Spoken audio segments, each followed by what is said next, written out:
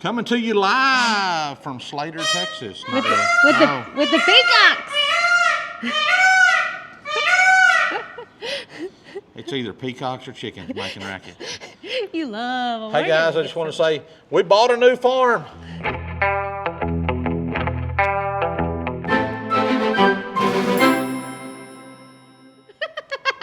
That's a lie. You wish. We're at our friend Richard's house, and we're here today to buy some steers to put in our little feedlot there at the house. And Richard's normal right-hand man is gone on vacation, been gone a few weeks, and he said, hey, I got a few calves that need to be cut while we're there.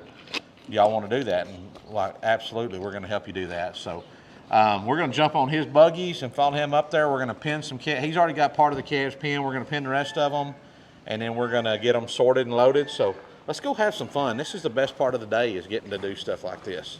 Getting to have a little fun, work some cows. Look at this. First thing I find in Richard's buggy right here, look at this.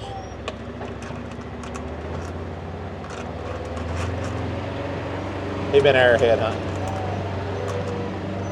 Don't you know the old boy making this right here? He was nearly finished. He was probably trying to make his notch right here, and then it just broke off. And he's like, oh, threw it down on the ground and started over. So, got Richard's dog in here. What is that, Sadie? Are you Sadie? I can't remember which one that is, but all right.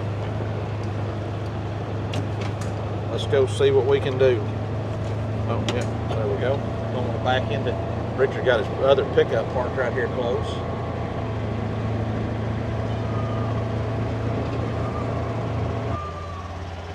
Whack no mirror. Got the old spray rig in here.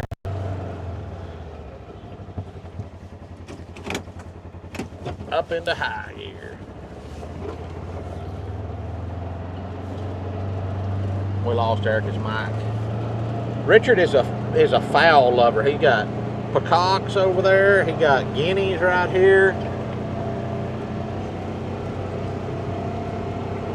I think Richard's wife Christine is the real fowl lover. I think they might even have turkeys and chickens. I think they got a little bit of all of it.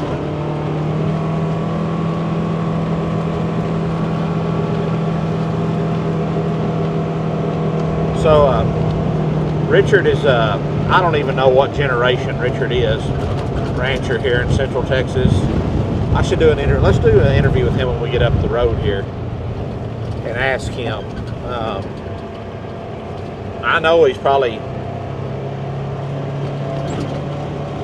at least third, maybe fourth or fifth generation right here. He knows all the history on these places that he's got here. And, you know, hey, this belonged to my fourth great grandpa, and you know, he's bought some of the places back over the years from distant family members, and he's just a real good operator, and that's one of the reasons I am grateful to have him as a mentor, because he does things right. He does an excellent job at managing his cow herd and his farm and his ranch, and you know, just we get asked all the time, what's your biggest piece of advice? My biggest piece of advice is try to find you a mentor that's successful. You know, anybody will give you, I say that, most anybody will give you information or give you, you know, their thoughts on how you should do something, or give you advice, but you don't want to take advice from a fool that, you know, do this and you'll be successful, but I don't do it on my end, you know, or I can't, or that ain't the person you want to listen to, I guess. So, all right, well, we're almost getting up here. Like I said, I think Richard's got the calves that need to be castrated. He's got those cows and calves in the lots, and then we're going to get them sorted off and get them moved around, and then we're going to go pin the steers that we're buying. Little group of steers and heifers that we'll cut off the steers that we need, and go from there.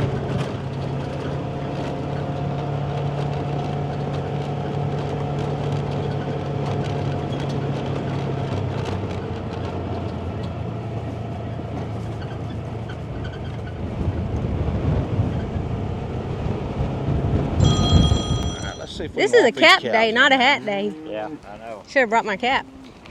I didn't bring no sticks. Are those all heifers or steers? If those are heifers, we'll let them out. Yeah, they look like all heifers to me. Yeah, those are all heifers. Where do you want to let them out to?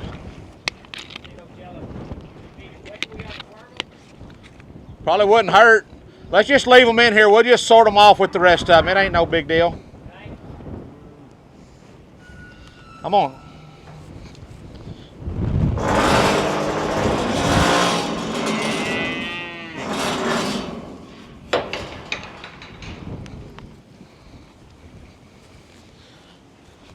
That'll make a good stick. Yeah, it's a little sharp. Okay. The front one? Yeah.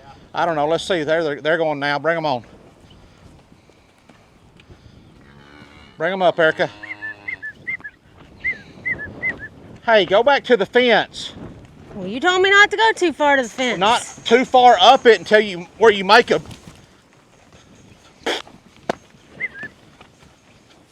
There they go. Okay.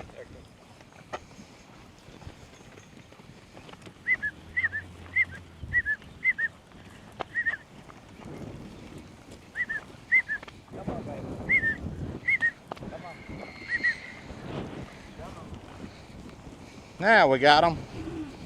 What I think is we can sort these cows and the bull back over here.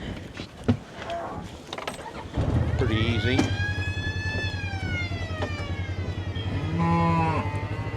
Richard looks like he's going to try to see if those steers and heifers that we're going to sort out, see if they'll walk up in here. Perfecto. We didn't even need the rain. Didn't even need it.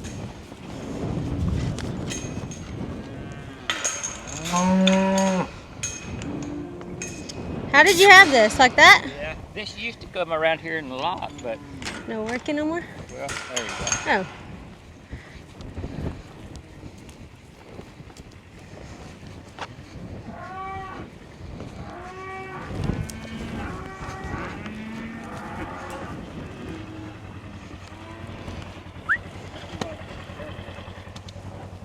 Look in the back seat of my pickup. See, there's either a hot shot or a sorting stick.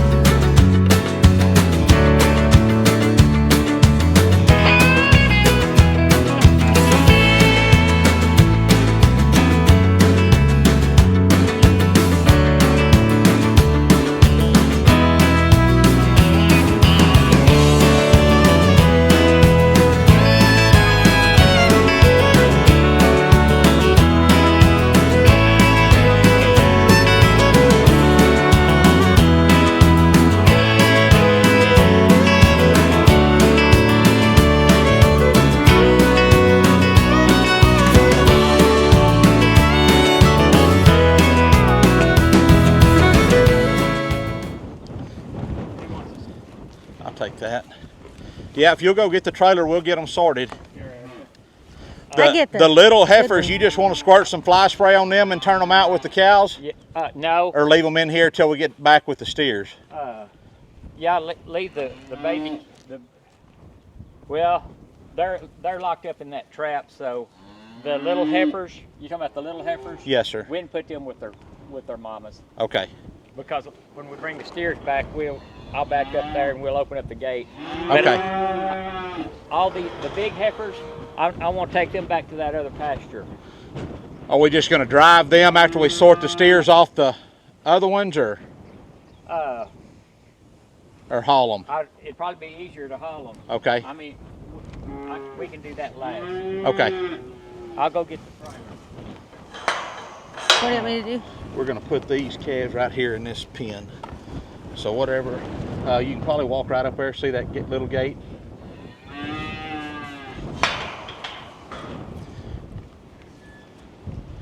Well, see that gate right there? Yeah. Open it, and there's another gate fold right. Well, stop right here.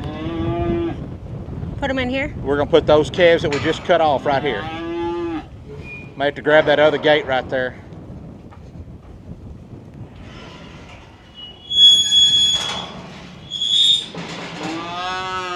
There you go. All right.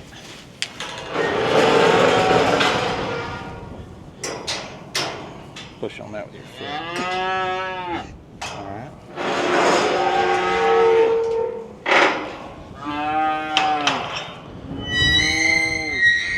We'll keep trying to bring these bigger ones, like there's 4 of them right here. Or maybe. You want me? Okay, so we got these 4 little ones. If they want to go back. You want the little ones going? I don't want the little ones to go, but there's just, there you go, just like that. Good job. Cut him back. That's all right, we'll get him back. We'll get him back. Come on back. Got 4 more of these big ones left. 1, 2, 3, and 4. 1, 2, 3, and 4. Okay. Yep. So what I'm gonna try to do is see if we can walk. Oh. Okay, just hang on.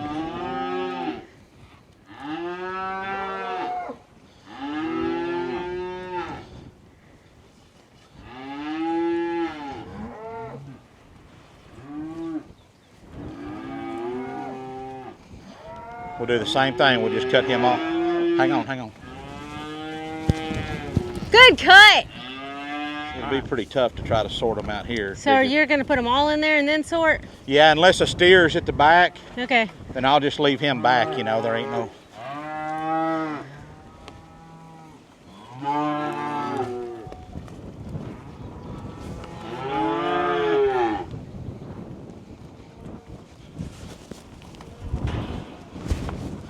That's a steer, that's a heifer, she can go.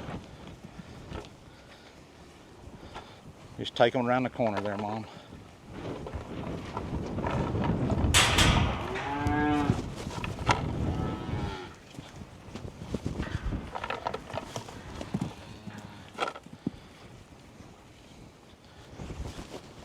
I think those are all heifers. You know it? Think we got all heifers? I think we got them all. Look back there. Look at those. Is there anything back there that's a heifer? I don't think so. 6 steers. We could probably have them cut before Richard gets back. But, all right, we need a wormer. You can worm these and I'll, what do you think they weigh?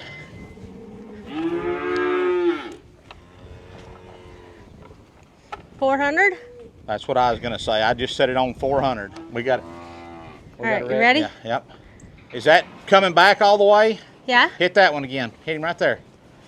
There you go.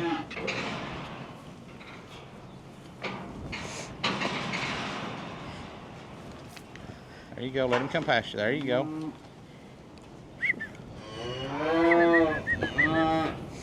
Squirter.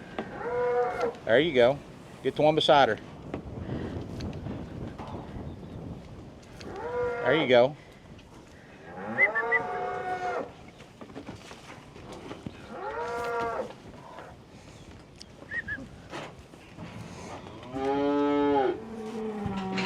Got them all? Got them all. All right, bring them to me. Bring them all to me.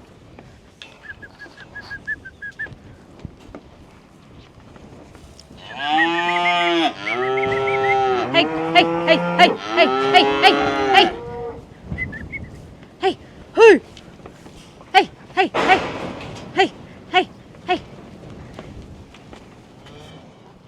So just to kind of, for some of you folks that have never been around cattle and had never done this kind of stuff before, I'm going to kind of just give you a real quick, easy way to look at these calves and tell if they're a bull or a heifer. And it's pretty tried and true, but sometimes you'll get one sneaks by you if you're not paying attention. But the easiest way is if you have them in the chute, you use the 2-finger method. Raise their tail up, and if Cody! take 2 fingers, if the bottom one bends, it's a bull. If they both go in, it's a heifer. But for real, when you're looking at them, if you look down here on their belly, usually a heifer will be pretty slick across her belly. She might have a little bit of navel like some of these have, but a steer calf like this one right here, if I can get it to zoom, see those long hairs that's hanging off his navel right there? That's always indicative of a bull calf. So, and then you can look in there at their rear end, and if you see, obviously if you see a vagina, you know it's a heifer. So, what do you think? They all heifers? All heifers. How many you got? She counting. Put y'all right here, y'all count them, see what you get. Maybe the camera will stay put. 12. See if y'all can count them.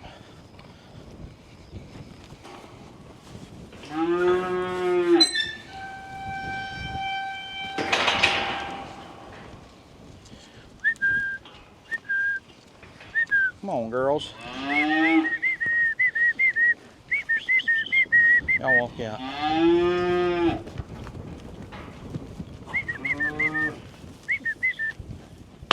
I counted 10.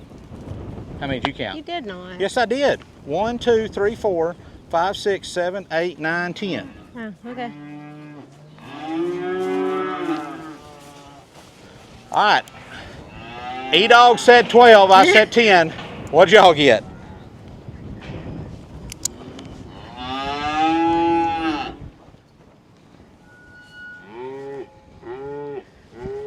What you got? 10. All right. Well, let's go walk those. We'll walk those little bull calves up here. I don't know where Richard loads them at, but we should have already been done. I'm just kidding. We're doing great. What else were you wanting to do before you got here? I was going to run these all up in there and let you hold their tails, and I was going to cut them. Oh, you said you weren't doing that before you got here. Come on, boys. Walk around that corner, boys.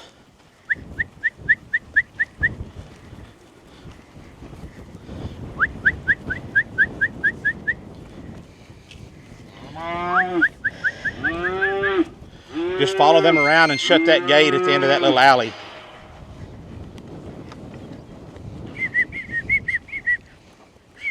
Hey, hey boys. Hey boys. Hey, hey, hey.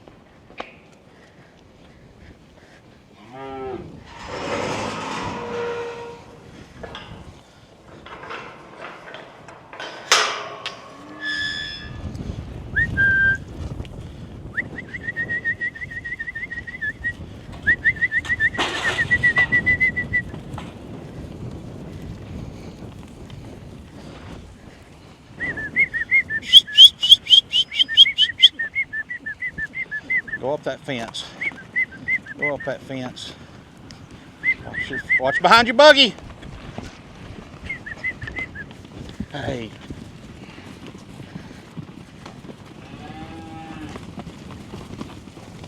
Why'd you let him do that? Well, you were the lead dog there. Easy, easy. Yeah, you might want to drive you a piece of pipe there.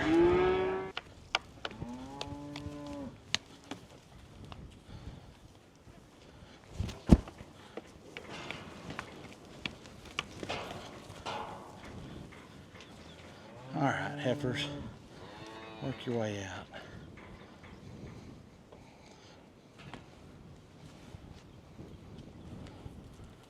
That's a heifer, that's a steer right there.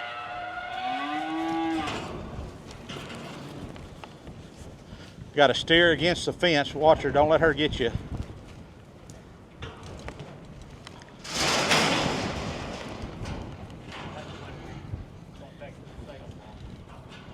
You gonna take which one? Oh. You want this?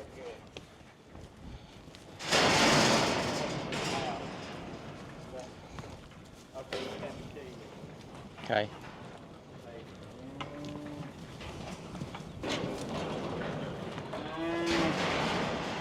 Let one of these other heifers out with her before she gets two.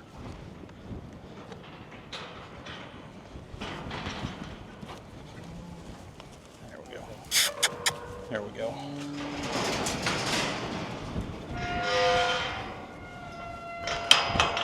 You want to put all of them back in there?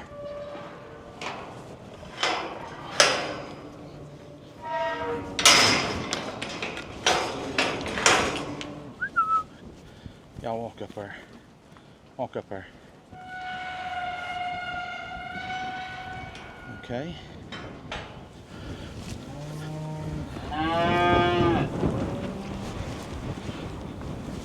You could let the heifers go in there quick. Right. Those are all heifers.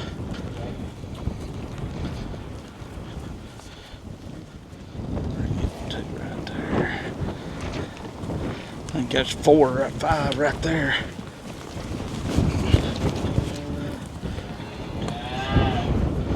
Those are all steers, aren't they? Yep. I'll shut this gate and you can just open it. I didn't get that good. I missed What? your good cut just Oh, now. that's about right. I know. I mean, you had a lot of them, but that last one. Everybody knows you're a camera hog. That last one, you were moving fast, and I was like, oh, I should have got that on camera.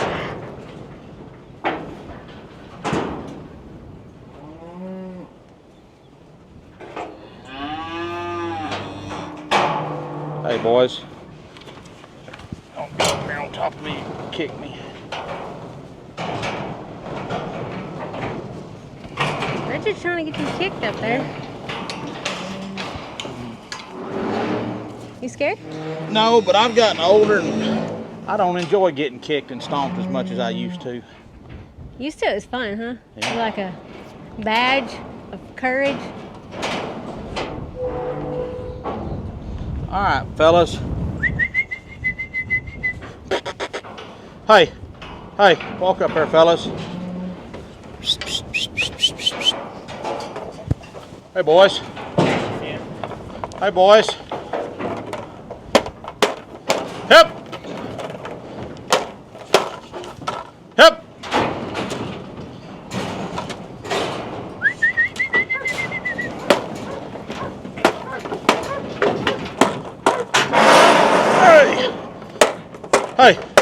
Hey, step up there, biggin.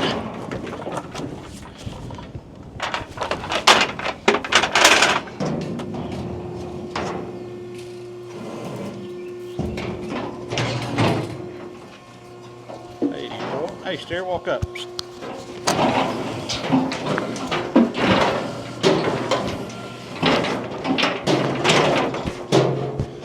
Stand up, steer. Is there more to go get? No, these are the last ones. There was only 6 of them.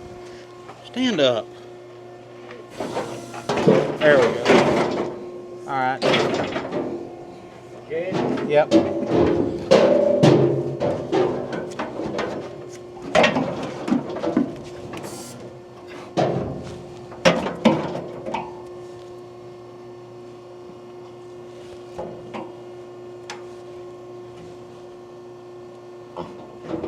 Just a little bit of fat right here.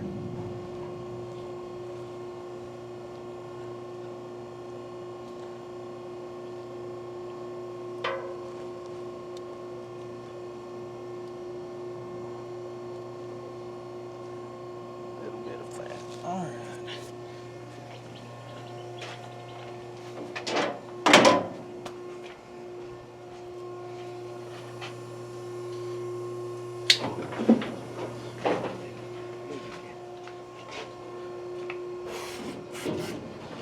Some of y'all are going to ask that V-notch that Richard just put in their ear is so that it's just a visual identification. When you look over at that calf and you see that little V cutting the tip of his ear, you know that's a bull calf, or was a bull calf. It's a steer now. And then he's spraying some, yes sir, some ear tick spray in their ears to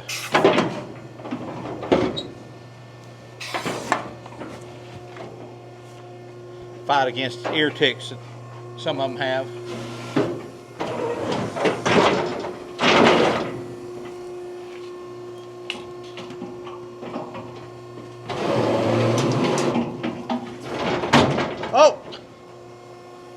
You let him all the way out.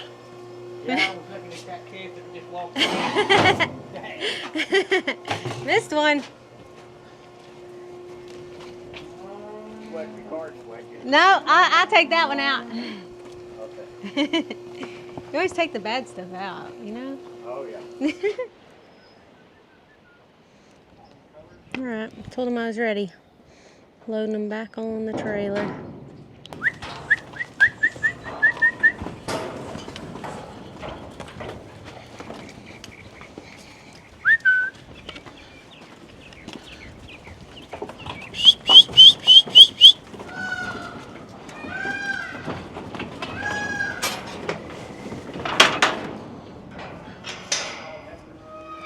These are all heifers.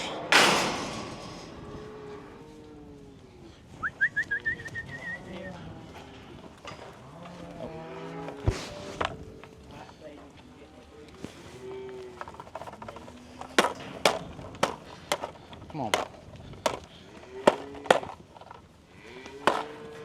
Walk out.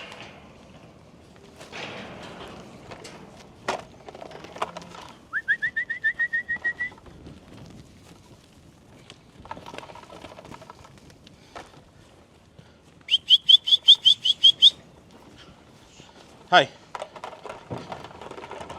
Hey, hey, hey, hey, hey, hey, hey.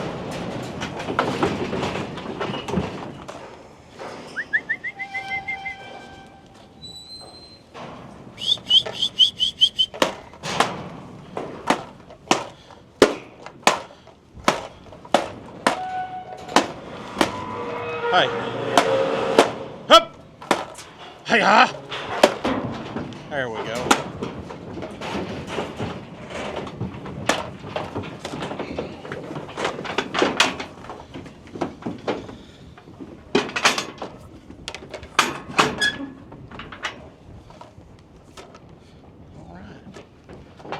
Would you feel comfortable doing a little interview, just talking about your history and your heritage, how long you've been ranching? And Yeah, what can? okay. Well, guys, so we're here today with one of my mentors, my good friend, Mr. Richard Littlefield. And what generation are you? I was talking to myself as we were driving up here, and I'm like, I know he's probably at least fourth, but I bet it's further than that on the same country. Well, it's my great-great-granddad came here in the 1870s, and so I'd be 1, 2, 3, 4, 5th generation, I guess. And he So settled here in this community. Well, you can't way at the top of that mountain over there. He settled at the bottom of that mountain over there. And okay.